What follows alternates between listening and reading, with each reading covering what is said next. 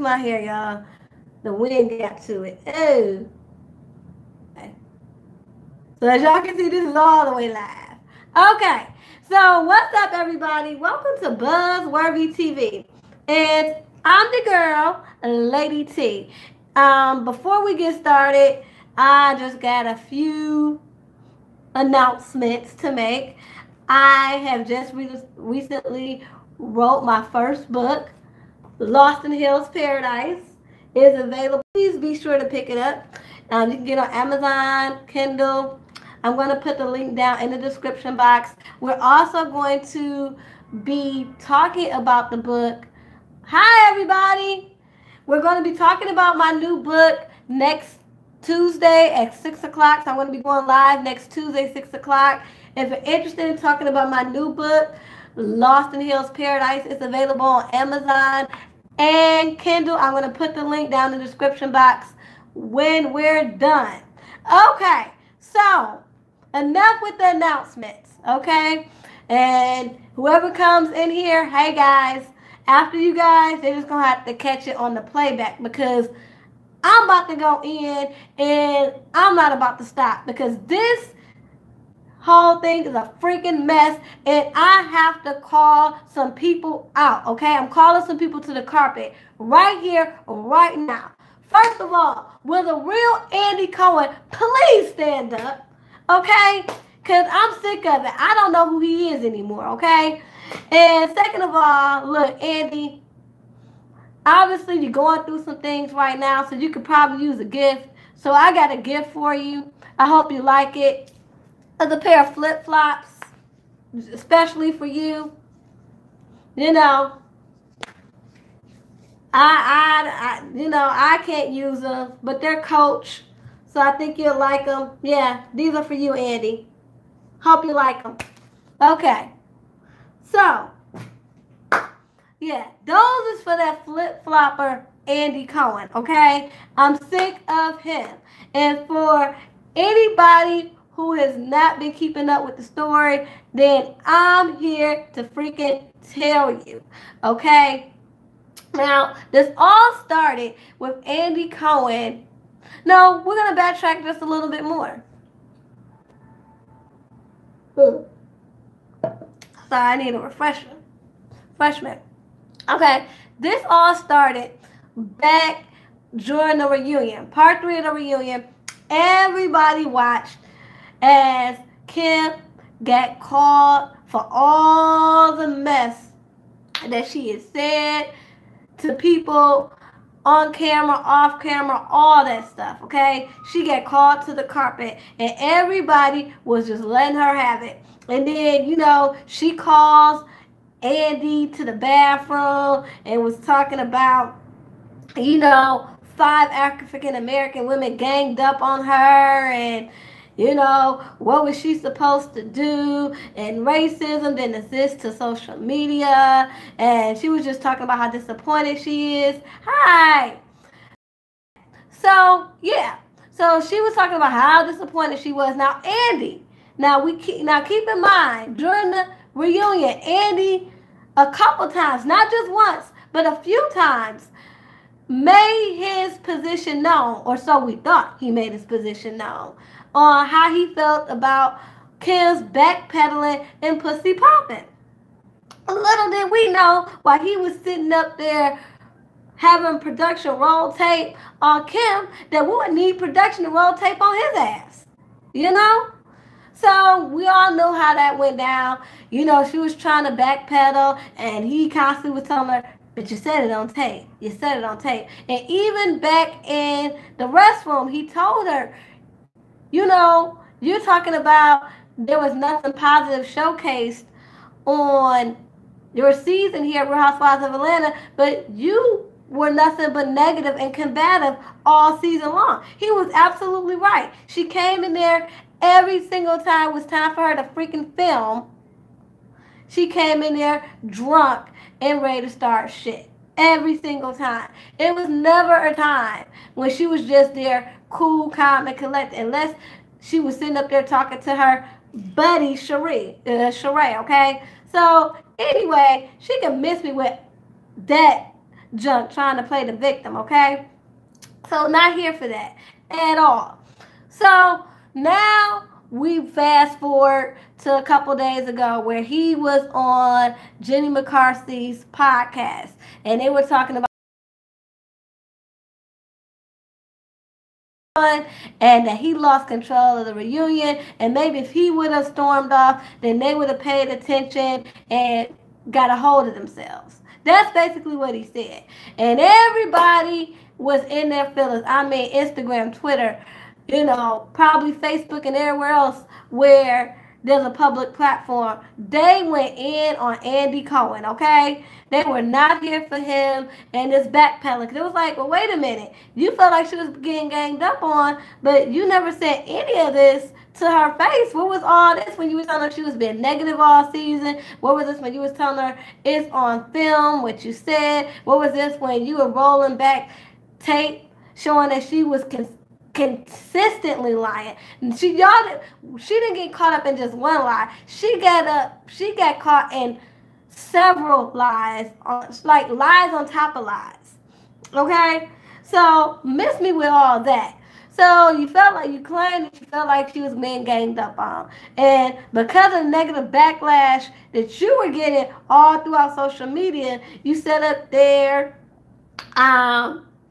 limited your comments on your Instagram page, and Nene had to come for you and was like, hey, well, if she was being ganged up on, then what do you call what I went through season 7? We were all dressed in white. When everybody came for me, it made me be accountable for my actions. How was she being ganged up on and I wasn't? What's the difference? And I was like, you better speak, Nene Leakes. You better speak, because that's true. Like you got told about yourself season 7. Kenya's got told about herself, I believe it was season 3 or 4. Portia, she didn't get read. She got read this whole season, not during the reunion, but everybody was telling her how what she did to Candy was wrong, okay? This whole season, she spent the whole entire season being accountable for her actions and being told she should apologize and all this other stuff. So miss me with that. And then, so after that, because Kim, I guess, felt like she had a freaking ally, it made her feel even more comfortable to double down and say, hey, you guys only saw a little bit of what happened this season, and even less of what happened during the reunion. Nene tried to kick me. They made fun of my kids. And it's like, hold on. I do not believe they made fun of your young children, okay? I do not. I do believe and saw that they made fun of Brielle, who inserted Andy. Y'all both need these. I'm telling y'all need these flip-flops. I'm brand new. Especially for y'all, okay? Yep. Especially for y'all. So, anyway. So, she wants to call out and be like, woe is me. Nene tried where, because I know there is a lot of things that are said and done that we don't see. It's a lot of things that is on the cutting, that end up on the cutting room floor. I know this, you know this, we all know this. But what I'm trying to say is that if that had really happened, don't you think the producers at Real that situation for ratings, if she really did try to kick you, they would have had that ratings go. Just like when they had Portia, when Portia dragged Kenya, they didn't edit that out, and that was in poor taste. That showed African American women in a very poor light, but because it was ratings go, they ran with it, okay? And they made sure that everybody knew about it. Same thing when Cynthia kicked Portia. We knew all about it. It was all in the blogs, and Bravo made sure that it got cut, that we got to see it on camera, okay? So stop that. And if they did cut that out, shame on Bravo and shame on Andy if they did cut that out. Because again, you let us see Kenya get dragged, you let us see Portia get kicked in the stomach and all that stuff. Shoot. Even Teresa, we got to see her act a doggone fool. I mean, granted, we got to see her kind of like act the fool, and she pushed Andy down, which I'm getting to that in a minute. But I'm just saying, if we got to see all that, what makes Kim so special that y'all edited that out? If that's the case, okay? But again, they lie so doggone much, I don't believe anything that they're saying at all. So, okay. So then Andy goes on to the Breakfast Club this morning, y'all. And he switches it all up again. So now, when he's confronted with Charlamagne and everybody, he's like, oh, I misspoke. She was not ganged up on. That was the wrong choice of words. What I meant to say was that, you know, she is not good with her words, and basically she was stumbling. She didn't know how to have good comebacks, and it just seemed like it was appearing that, you know, they were kind of going in on her very badly, you know, basically going in like it was 5 against 1, and then she couldn't really come up with no clapbacks or nothing, so it made her look very weak. And he was saying that, hey, I just regret that I didn't have more control of the room. Well, I understand that. I understand a little bit of what he was saying. But my thing is this. It's like, I don't know where you stand. I can understand you saying that she was ganged up on. Those are poor choice of words. And especially, you know, of Atlanta, they are the highest bred and highest rated franchise out of all the housewives. So you know that's your bread and butter. And you know that the majority of the viewership comes from African American women.